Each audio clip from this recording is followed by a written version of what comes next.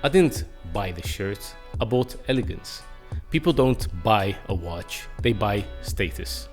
People don't buy your product, they buy how it makes them feel. Have you seen how people argue over iPhone versus Samsung, as if they're being paid to do it instead of the other way around? Why is that? They're just phones. Well, it's because brands like this have a cult-like following. Today, I'll show you how they did it and how you can do the same for your brand.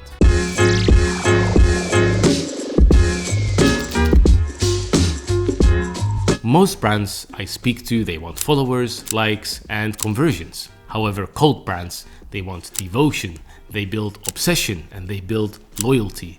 These are the type of brands that will have people stand outside for hours or even have their logos tattooed on their bodies.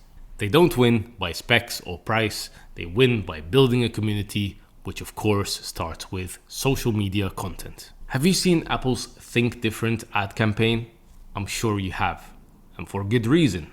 Let's revisit it. Here's to the crazy ones, the misfits, the rebels, the troublemakers, the round pegs in the square holes, the ones who see things differently. They're not fond of rules, and they have no respect for the status quo. You can quote them, disagree with them, glorify or vilify them. About the only thing you can't do is ignore them, because they change things. They push the human race forward.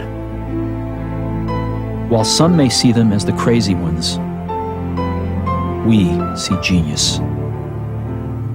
Because the people who are crazy enough to think they can change the world are the ones who do.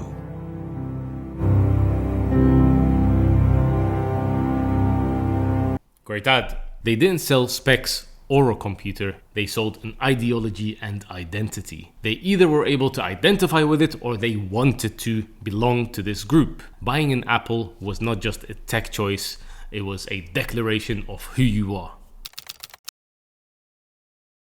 Firstly, identity-based content. This is content that makes your audience say, they get me.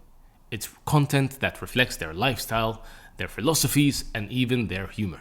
Take Gymshark. They don't just post fit models working out, they also post about feeling unmotivated and bouncing back. It says you're not alone and you have a community around you. When your content reflects how your audience sees themselves, they don't just consume it, they connect with it. The second is rituals. Cult brands create a rhythm, a sense of tradition. People know what to expect and they look forward to it. Think of Fan Feature Friday, the way Supreme drops every Thursday, or Glossier reposting their fanciest shelfies. These are all rituals that make people feel included. You can do this as a small brand also. Just pick one recurring format, such as a weekly Q&A, a fan shoutout, a behind the scenes post, and stick to it. The third one is transparency. This one's highly underrated, especially when you're a small brand, because people often don't just want polished, they want real. Glossier's founder used to post product development videos through her phone, even before the product was launched, and people loved it and they felt involved. Show people what's happening behind the scenes. Share your why, not just your what. Speak like a real person and not just a brand voice guideline. These content elements, identity, rituals, transparency, are what separate brands people scroll past from brands people rally behind. The ICE framework. What the hell is that? I'll tell you. I stands for identity. Define who your audience is and what they stand for. A prompt that really helps is, we create for people who blank. For instance, we create for people who are risk takers. We create for people who are showing up, even on the days they don't feel like it. We create for people who are underestimated and love proving people wrong. C stands for consistency. A strong, cohesive voice and look across all platforms. How does your brand look, feel, and sound? Avoid content that feels disjointed. E stands for emotion. Content that makes people feel. Whether it's amused, inspired, motivated, uplifted, and use an emotional checklist before you publish your content. Does this content make my audience feel the way I want them to? Okay, let's get into the practical side of things now.